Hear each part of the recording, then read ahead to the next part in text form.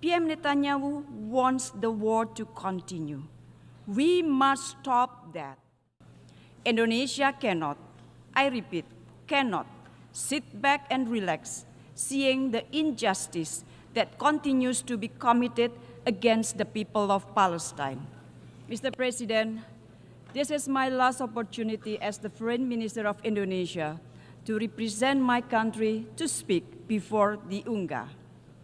A decade of so many challenges, but at the same time, a decade of Indonesia's many contributions in addressing global issues. One of them is Palestine. Indonesia cannot, I repeat, cannot sit back and relax, seeing the injustice that continues to be committed against the people of Palestine.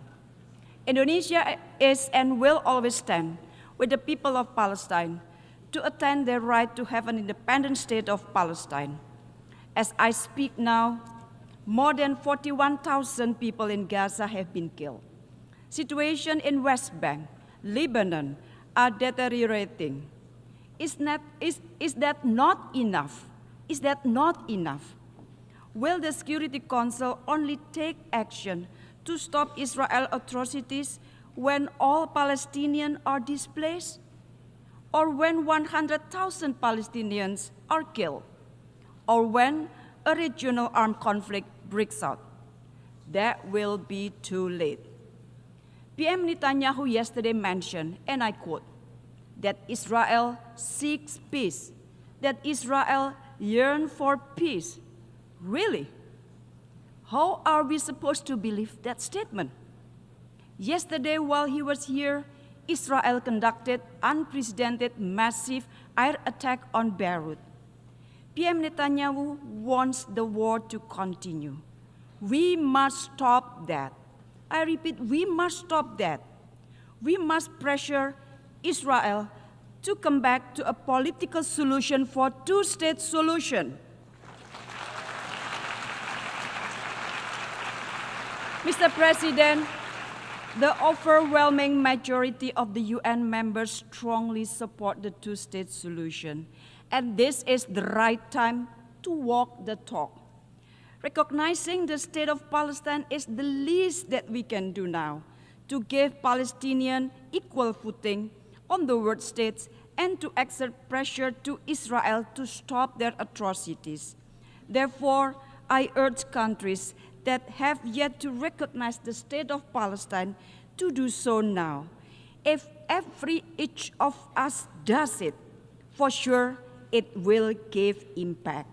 The recognition of Palestine today is an investment that will yield a more peaceful, just, and human world tomorrow. Once again, Indonesia urged the permanent members of the Security Council to concretely act to immediately stop Israel from blatantly violating international law and to end Israel impunity. The mandate of the Security Council is to maintain peace, to create peace, not to maintain and prolong wars, or even worse, to support the perpetrator of atrocities. Inaction means complicity. Colleagues, wherever Indonesia goes, we carry the voices of the global South. Indonesia started this commitment in 1955 when Indonesia hosted the Asia-Africa Conference in Bandung, Indonesia. The Bandung spirit of equality, cooperation, and solidarity will always be alive to inspire the global South to gain their rights, including their rights to development. That is the spirit that we need if we want to have a global leadership where moral virtues are the compass of our business. Do not bury the principle of the UN Charter and international law under the rubble of double standard, trust deficit, and zero-sum game. Mr. President, Excellencies, against these global challenges, Indonesia continues to be part of the solution. By embodying this commitment, Indonesia presidency in 2022 managed to prevent the G20 from collapsing despite deep geopolitical division. During the global pandemic, we led the establishment of the Pandemic Fund and co-chaired the COVAX AMC engagement group to ensure equitable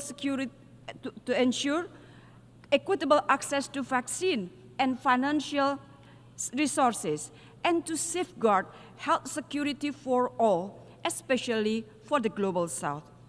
As a member of the Human Rights Council, Indonesia continuously calls for inclusive partnership in addressing global human rights issues. And amidst regional rivalries, Indonesia pioneered the ASEAN outlook on the Indo-Pacific as a framework for concrete and inclusive cooperation. To embrace, not to contain. We have demonstrated that global leadership will never be attained through force, domination, and fear. Global leadership should be about guiding collective action by listening, empowering the collaboration, and instilling hope. This is what I say, leadership without hegemony. Mr. President, Excellencies, to attain this vision, we must focus on three key priorities. First, advancing peace through inclusive leadership. Multilateral system should be reformed. The UNSC must be an inclusive space for peace, where a wider range of voices can be heard, and timely decisions can be taken for our collective good. Without peace, our effort to attain global goals such as the SDGs will remain a dream without reality. Indonesia is committed to contribute to global peace by being one of the largest troops contributing countries in UN peacekeeping mission and remain firm in our proactive role to counter terrorism. We also strive to ensure that peace we are promoting will be inclusive by advancing the Women, Peace and Security agenda, contributing to women empowerment, including pursuing equal access to education to women and girls in Afghanistan. Investing in women is investing in peace. Empowering women is empowering prosperity for all.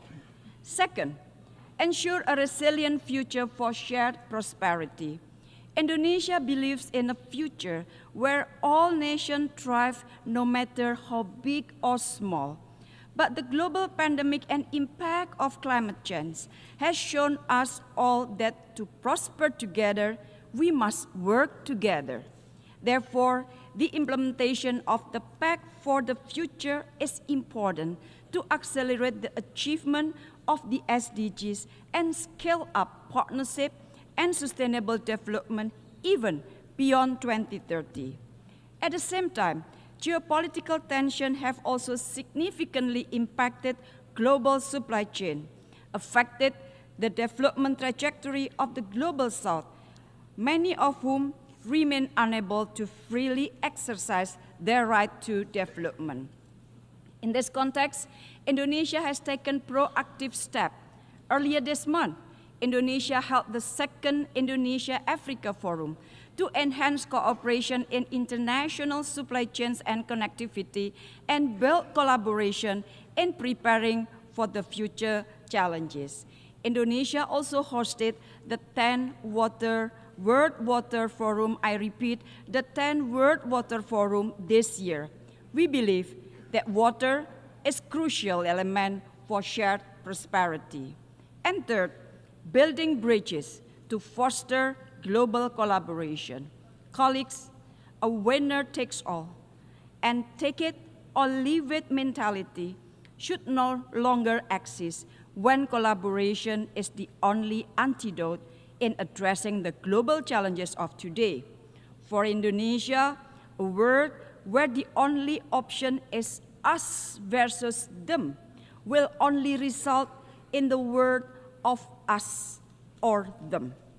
Global solidarity and collective responsibility is the essence of the Bandung spirit, and this spirit guided us through our G20 presidency in 2022, chairmanship of ASEAN in 2023, and continuous effort to voice the aspiration of the Global South.